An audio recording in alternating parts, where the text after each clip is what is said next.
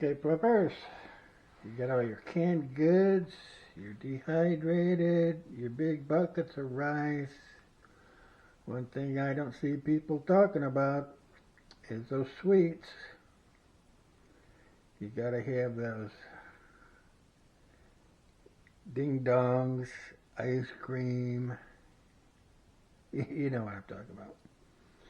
I buy my groceries one time in the first of the month, and boy, that last week, boy, I sure wish I had a little more of them apple fritters.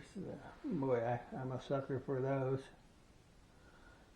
I really think you should have those. It will make your life much better. That's all I wanted to mention because nobody else does. Stock up on those sweets. Actually, you can buy the MREs, the cookies and different items. That's personally what I would buy and stock up on. That way you got something good. You will feel a lot better.